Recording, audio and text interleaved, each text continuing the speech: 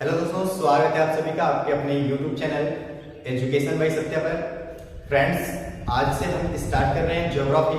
और ज्योग्राफी में दोस्तों एकदम से बेसिक से लेकर के फुल कॉन्सेप्ट के साथ आपको ज्योग्राफी पढ़ाया जाएगा।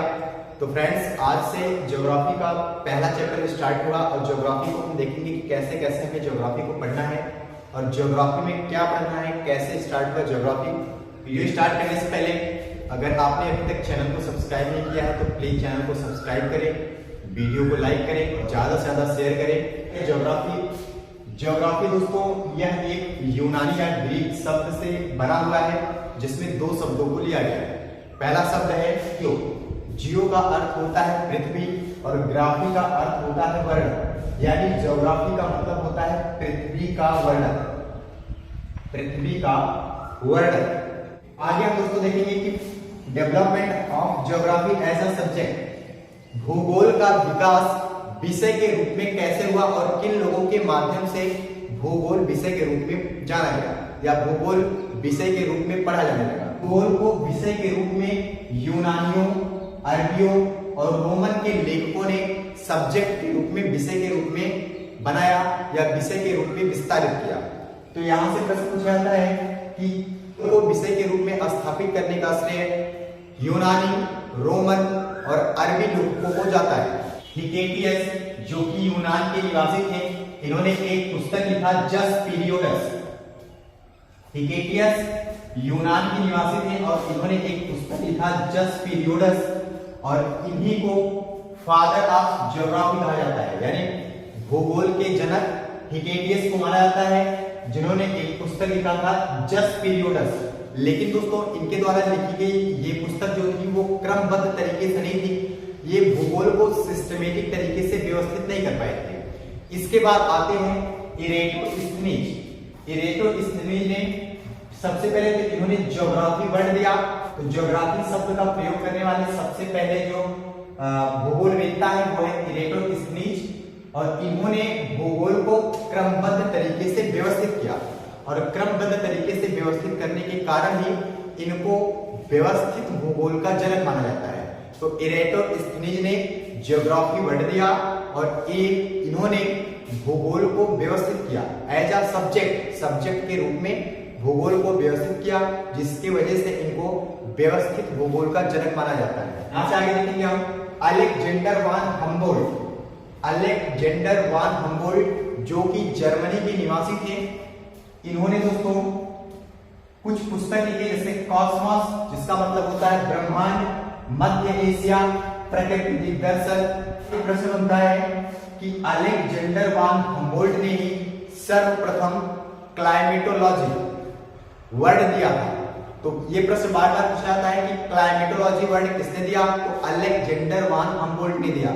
इसके बाद फ्रेंड्स हम देखेंगे कि ज्योग्राफी को समझने के लिए हम दो चीजों का प्रयोग करते हैं। जियो, जिसका अर्थ होता है पृथ्वी, इसे पढ़ने के लिए दोस्तों हम दो यंत्र, एक तरीके से कह सकते हैं दो यंत्रों का प्रयोग करते हैं और उन यंत्रों में पहला है ग्लोब और दूसरा है मैप।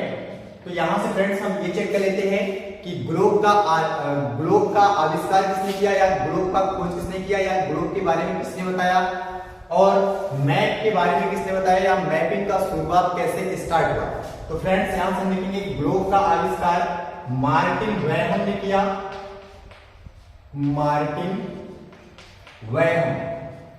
और ग्लोब है क्या दोस्तों? तो पृथ्वी का एक रूपरेखा है ग्लोब और मैप दोस्तों पृथ्वी पर उपस्थित अलग अलग देशों के जो छोटे छोटे पार्ट बनाए हैं या पूरी पृथ्वी पर अलग अलग पार्ट में बसे हुए देशों के मूल्यांकन करने के लिए एक रूपरेखा है, जिसमें हम ये जान पाते हैं कि हाँ यहाँ पर ये कंट्री स्थित है, यहाँ पर ये झील है, यहाँ पे ये ओशियन है, यहाँ पर ये द्वीप है। इन सब चीजों के बारे में हमें मैपिंग के माध्यम से ज्यादा जानकारी मिलती है। तो फ्रेंड्स ग्लोब का आविष्कार मार्टिन वैहम ने किया और मैप का आविष्कार अनेक्सिमेंडर ने किया। अनेक्सिमेंडर या कहीं कहीं पे अनेक्सिमेंडर। ग्लोब का आविष्कार या ग्लोब का खोज मार्टिन वैहम ने किया, मैप का आविष्कार अनेक्सिमेंडर ने किया। तो यहाँ को इन सब चीजों को हम याद रखेंगे। याद कैसे रखा जाए, तो ग्लोब जो कि पृथ्वी का एक रूपरेखा है, इसको उठाना एक वहम है। तो यहाँ से हम इसको याद रखेंगे कि मार्टिन वहम, और यहाँ से दोस्तों मैप में अनेक्सिमेंडर दोहराने से या रिपीट करने से ऑटोमेटिक ये चीजें समझ में आ जाती है। तो यहाँ से प्रश्न दोस्तों बनता है कि भारत में मैपिंग का शुरुआत किसके द्वारा हुआ। तो भारत में मैपिंग का शुरुआत अरबों ने किया, अरबियों ने किया। आगे हम देखेंगे कि जियो यानी पृथ्वी का अध्ययन करने के लिए हम दो चीजों का उपयोग करते हैं। जियो का मतलब जो कि आगे हम देख चुके हैं, पृथ्वी होता है, और इस पृथ्वी के अध्ययन के लिए हम दो चीजों का प्रयोग करते हैं। पहला है ग्लोब और दूसरा है मैप। तो ग्लोब के आविष्कारक दोस्तों मार्टिन वहम है, जबकि मैप के आविष्कारक अनेक्सिमेंडर है। ग्लोब के आविष्कारक मार्टिन वहम, इसको याद कैसे करेंगे, तो ग्लोब पृथ्वी का एक रूपरेखा है जिसको अगर कोई अपने ऊपर उठाना चाहे तो ये उसका एक वहम है, तो वहम से बनेगा मार्टिन वहम, और मैप के आविष्कारक अनेक्सिमेंडर है। आगे हम देखेंगे दोस्तों कि भारत में मानचित्र की रूपरेखा अरबों के द्वारा लाई गई। अगर ये प्रश्न पूछा जाए कि भारत में मानचित्र कला की शुरुआत किसके द्वारा की गई, तो भारत में मानचित्र कला की शुरुआत अरबों के द्वारा की गई थी। भारत का पहला मानचित्र एन विले द्वारा 1752 में बनाया गया। ये प्रश्न फ्रेंड्स कई बार पूछा जा चुका है कि भारत का पहला मानचित्र कब और किसके द्वारा बनाया गया। तो भारत का पहला मानचित्र एन विले के द्वारा 1752 में बनाया गया था। नेक्स्ट क्वेश्चन है, टालमी ने भारत को विश्व के मानचित्र पर दर्शाया। तो ये प्रश्न दोस्तों मोस्ट इंपॉर्टेंट है कि टालमी ने विश्व के ग्लोब पर, टालमी ने विश्व पर जो विश्व का ग्लोब है उस पर भारत के नक्शे को दर्शाया था। ये प्रश्न बार बार पूछा जाता है कि किस व्यक्ति ने भारत के मानचित्र को ग्लोब पर अंकित किया या ग्लोब पर दर्शाया या विश्व के मानचित्र पर दर्शाया। तो टालमी ने सर्वप्रथम पहली बार भारत के मानचित्र को विश्व के मानचित्र पर दर्शाया था। नेक्स्ट क्वेश्चन, स्थानों की स्थिति ज्ञात करने के लिए अक्षांश व देशांतर रेखाओं के बारे में सर्वप्रथम टालमी ने ही बताया था। किसी स्थान की स्थिति कैसी है यह अक्षांश और देशांतर रेखाओं के माध्यम से ज्ञात किया जाता है। तो अक्षांश और देशांतर रेखाओं के बारे में भी सर्वप्रथम टालमी ने ही बताया था। इसी कारण टालमी ने भारत को विश्व के मानचित्र पर भी दर्शाया और स्थानों की स्थिति को निर्धारित करने के लिए अक्षांश और देशांतर रेखाओं के बारे में भी बताया। इसी वजह से टालमी को मानचित्र कला का जनक कहा जाता है। तो ये प्रश्न हाईलाइटेड है कि मानचित्र कला का जनक किसे माना जाता है, तो टालमी को मानचित्र कला का जनक माना जाता है। तो सर्वप्रथम किसने विश्व को गोलार्ध कहा, सर्वप्रथम किसने पृथ्वी को या विश्व के क्षेत्रफल को कृषि के क्षेत्रों में डिवाइड किया। तो यहां से देखेंगे सर्वप्रथम यूनानी दार्शनिक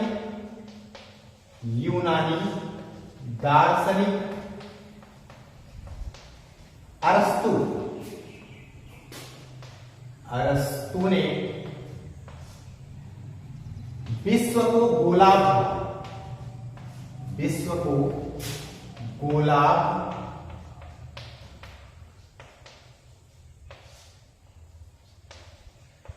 कि किसने सर्वप्रथम विश्व को गोलार्ध कहा था। तो यूनानी दार्शनिक अरस्तु ने पहली बार विश्व को गोलार्ध कहा। और दोस्तों विश्व को कृषि क्षेत्रों में विभाजित करने का श्रेय व्हिटलसी नाम के वैज्ञानिक विश्व के कृषि क्षेत्रों को विभाजित किए थे। या ऐसा कह दिया जाए कि विश्व के कृषि क्षेत्रों को विभाजित करने का श्रेय व्हिटलसी को जाता है, या व्हिटलसी ने विश्व को कृषि के क्षेत्रों में विभाजित किया था, या कृषि के जितने भी क्षेत्र हैं उनको विभाजित करने का श्रेय व्हिटलसी को जाता है। तो फ्रेंड्स आगे हम देखेंगे ब्रांचेस ऑफ ज्योग्राफी की शाखाएं कौन कौन सी हैं। तो ज्योग्राफी की दोस्तों दो शाखाएं हैं, एक शाखा है फिजिकल ज्योग्राफी और दूसरी शाखा है ह्यूमन ज्योग्राफी। तो फिजिकल ज्योग्राफी का मतलब भौतिकीय भूगोल और ह्यूमन ज्योग्राफी का मतलब मानव भूगोल। तो दोस्तों जो फिजिकल ज्योग्राफी के जनक हैं वो है पोलिडोनियस या इरेटोस्थनीज, और ह्यूमन ज्योग्राफी के यानी मानव भूगोल के जो जनक हैं वो है फ्रेडरिक रेटजेल। इन्होंने एक पुस्तक लिखा था एंथ्रोपोज्योग्राफी। तो एंथ्रोपोज्योग्राफी में इन्होंने मानव और पर्यावरण के बीच संबंधों के अध्ययन के बारे में बहुत कुछ बताया है। आगे हम देखेंगे दोस्तों कि ज्योग्राफी को कितने पार्टों में डिवाइड करके पढ़ा जाता है। तो ज्योग्राफी को हम दो पार्टों में डिवाइड करके पढ़ेंगे।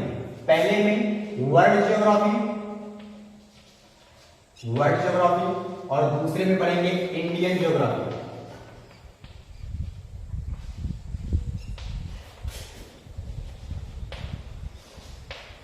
तो पहले पार्ट में दोस्तों हमको पढ़ना रहेगा वर्ल्ड ज्योग्राफी यानी विश्व के भूगोल के बारे में, और दूसरे पार्ट में हम पढ़ेंगे इंडियन ज्योग्राफी, भारत के भूगोल के बारे में। तो फ्रेंड्स, इंडियन ज्योग्राफी का कुछ वीडियो जो पढ़ चुके हैं आपके चैनल पर, जिसमें आपको बताया गया भारत की सामान्य जानकारी के बारे में, भारत के पड़ोसी देशों के बारे में, भारत से होकर के गुजरने वाली कर्क रेखा पर स्थित राज्यों के बारे में, भारत के स्थलीय क्षेत्र के बारे में, भारत के जलीय क्षेत्र के बारे में, और भी भारत के बारे में सब कुछ, लगभग सामान्य जानकारी के बारे में सब कुछ बता दिया गया। और इसमें भारत के सभी राज्यों के बारे में ट्रिक से याद करवाया गया, भारत के सभी केंद्र शासित प्रदेशों के बारे में बताया गया। तो फ्रेंड्स, हम स्टार्ट करेंगे अब वर्ल्ड ज्योग्राफी। और वर्ल्ड ज्योग्राफी दोस्तों हमारा जो पहला टॉपिक रहेगा वो रहेगा यूनिवर्स यानी ब्रह्मांड। ब्रह्मांड के अध्ययन में हमें पढ़ना रहेगा कि ब्रह्मांड में कौन कौन सी चीजें उपस्थित हैं और उसमें है क्या क्या। जैसे हम लोग ग्रह के बारे में जानते हैं, उपग्रह के बारे में जानते हैं, प्लेनेट, सैटेलाइट, क्षुद्र ग्रह, बौने ग्रह, तारे, इन सभी के बारे में हम ब्रह्मांड में पढ़ते हैं। तो आगे हम देखेंगे वर्ल्ड ज्योग्राफी में पहला टॉपिक यूनिवर्स।